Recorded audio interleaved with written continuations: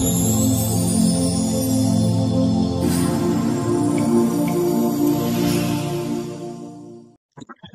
morning. Today is Friday, March the 10th. The time right now, Singapore is 11:07 in the morning.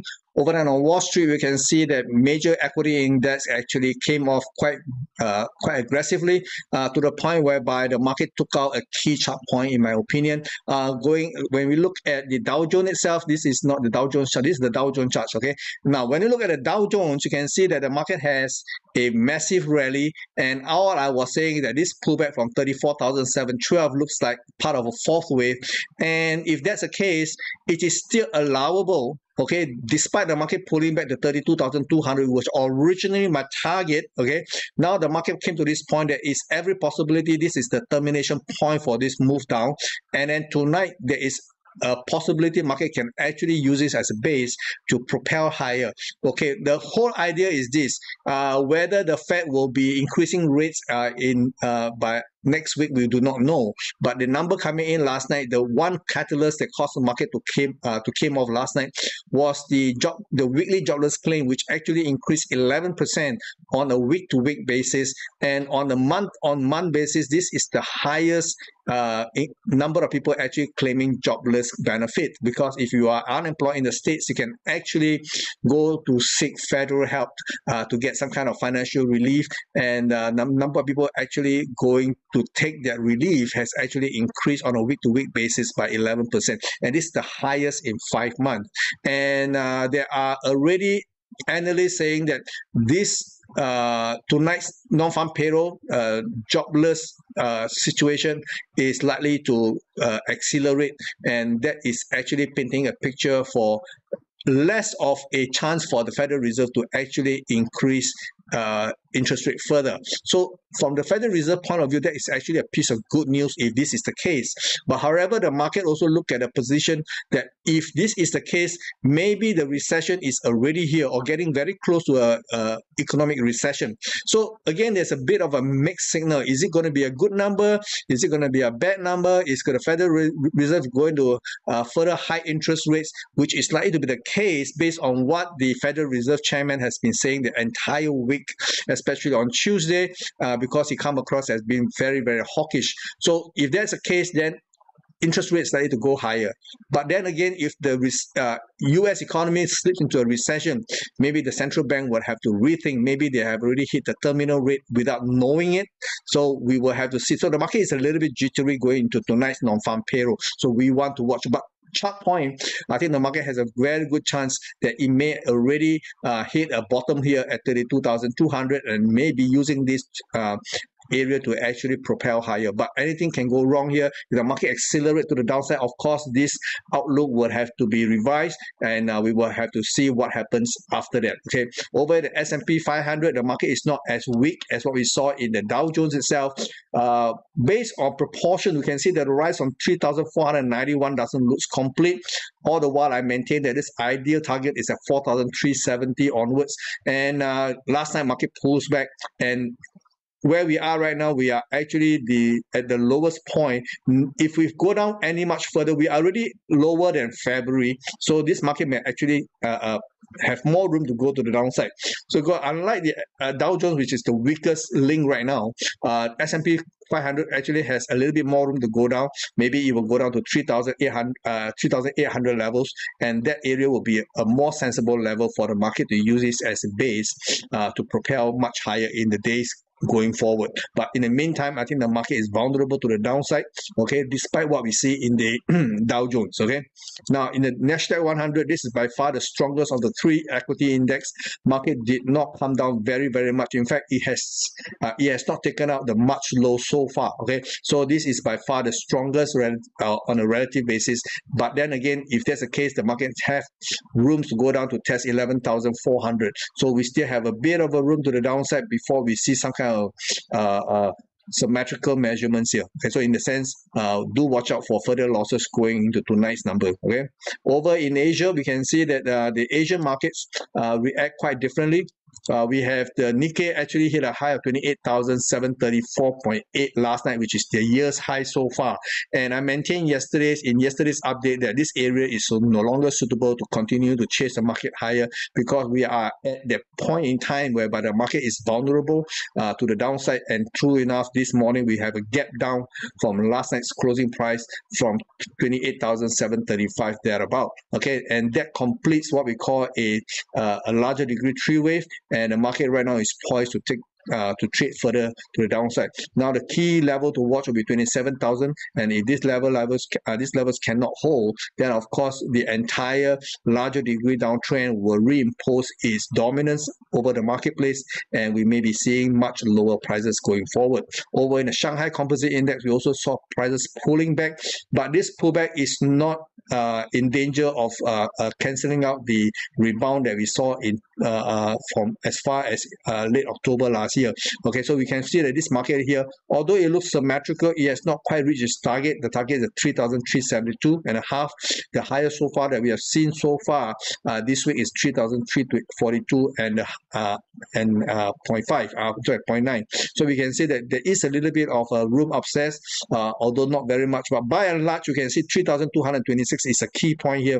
The market do not break this level convincingly. There is every possibility it may use this to bounce higher towards 3,372. Okay, over in the Hong Kong market, we can see the Hang Seng market continuing to lose ground, falling from 21,000, which it achieved on Monday itself. So since Monday, the market has been falling practically every day, and this morning we can see the market now is testing the 19,500 levels.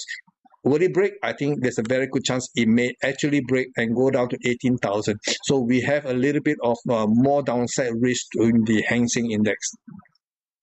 What about currencies? When we look at the dollar index has been maintaining an upswing all the way to 105, which is last traded on Wednesday. 105.88 was a high this week, and over yesterday we can see a bit of a pullback. This morning we see a continuous pullback, but then again, this structure here from the rebound at 100.82 does not look compromised yet. I think it still will go up. My immediate target is 108 in the dollar index. Over in the major currency pair, we see because the dollar has actually pulled back somewhat, it allows the other currency to actually rebound. But in the euro versus the dollar, the euro did not rebound significantly. There was a bit of a rebound, but this rebound is very tentative. It does not tell us anything. I think the downswing from the 110 still is going to see further prices erosion in the near future. So I do believe that the downside here is all dependent on this level there, 104.80. Okay, 104.80 is going to be the immediate level to determine whether the market can go higher or it's going to go lower. A close below 104.80 is going to set the market for lower prices, but on a close-to-close basis, if 104.80 holds, then this may be an area in which it may actually go higher. That means the dollar, based on the euro, versus the dollar chart does suggest that if the euro rebound from here, the dollar is going to come off. Okay, so over in sterling, we also see a very measured pullback in the sterling versus the dollar, and overnight we have a bit of a rebound from 118.40. So we can see that 118.40 is the same equivalent level to what we saw in the euro dollar at 104.80. Okay, between these two, I think it's quite similar in structure. We can see that the market is basically holding up. Now, of course, the market can still go down to 117.80, but I think the pullback yesterday may actually be setting the stage for probably higher prices going forward. And that means, again, based on the sterling, we may see dollar coming off in the near future.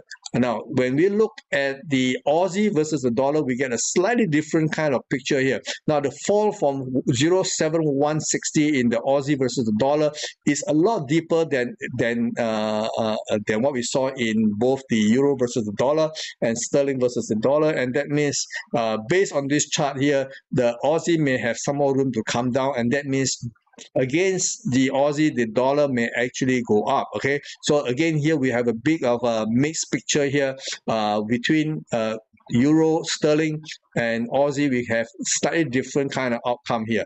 So what do we do? We look at the other major currency pair. Let's take a look at dollar versus the yen. Now, the the rebound from 127.20 all the way to this week high of 137.90 looks to be very much intact, and there is it does looks like it's poised to go even higher to 139. So the dollar versus the yen chart is still suggesting that we still have this rebound here that is still very much intact, and it may actually go even higher. Okay. So there you have it. The dollar is actually a bit mixed across the major currencies. There is no uniformity here. Now, when you look at the dollar versus Canadian, the Canadian dollar right now is actually very, very weak because the crude oil prices has not rebounded significantly.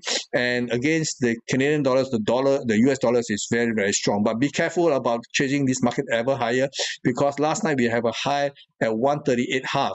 And that means the market may have already hit its optimum price level for now, because the rebound from 132.25 looks about symmetrical at this current price itself. That means to say it is vulnerable to the downside, but of course there is no saying that it cannot accelerate to the upside beyond 140, but we will at this point then have to assume that this is where the terminal rate is about here, and those who are already long may want to consider taking some money off the table, and for those who are no position and wanting to buy, this is a very dicey proposition here.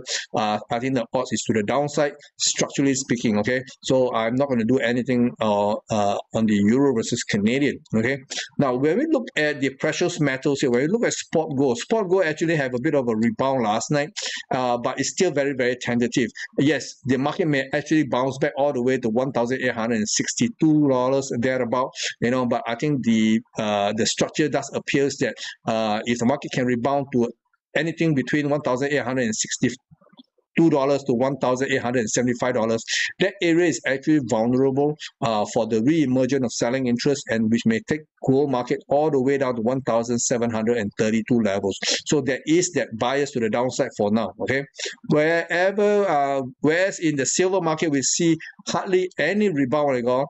We can see that silver market actually took out the $20 bottom, and it's traded to as low as $19.91 last night, and this market is very, very vulnerable for it to go down to below $19 for now. Of course, when you compare it to the COMEX silver market, $19 is where it should be able to find some kind of support. But in the cash market here, the spot silver market, the bottom here is a lot further near the $18 level. Okay, so be very careful. Over in crude oil, we still see the market basically consolidating between $70 and $80 for now, and between this $10 trading band, the market is just not going anywhere. So maybe for a time being, our money can be better deployed somewhere else instead of trying to pick a bottom here. Okay, over in natural gas, I am already long. The market actually is pulling back. Currently, it's trading just below $2.50. The high so far last week was actually $3.03. There's every possibility market may rally one more time from current levels to test the $3.50 level. Okay, I'm still optimistic. Whereas the big move come from surprise, it come from cryptocurrency. Now, previously, I did mention we have a 5-wave rally from $15,480 to $25,270 per coin.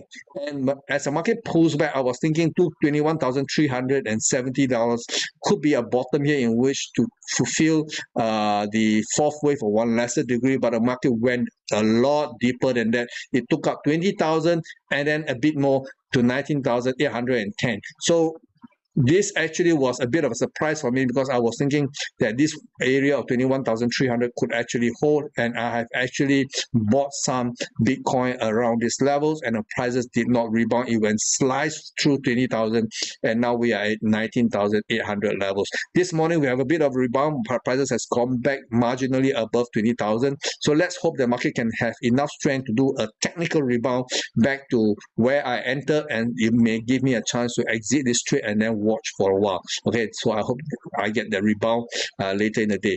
Over in Ethereum, it's the same structure that I mentioned. There's a 5-wave rally here in the Ethereum from $1,071.50 to $1,742. And the pullback, I was expecting this pullback to actually stabilize at $1,461. Okay, and I placed a buy order here, and the market slides through to $1,408.20. Yes, currently we have a bit of a rebound, maybe less than $20 rebound so far. I just need the market to go up a little bit more, maybe another $40. I want to exit my current long position and then stay out and watch. Okay, but by and large, I have already committed to the long side. Let's hope things will work out for me. And in the meantime, do remember tonight we have the non-farm payroll at 8:30 p.m. Singapore time, and this is going to be a lot of fireworks. Okay, so do watch out for tonight's non-farm payroll. Bye bye. Take care.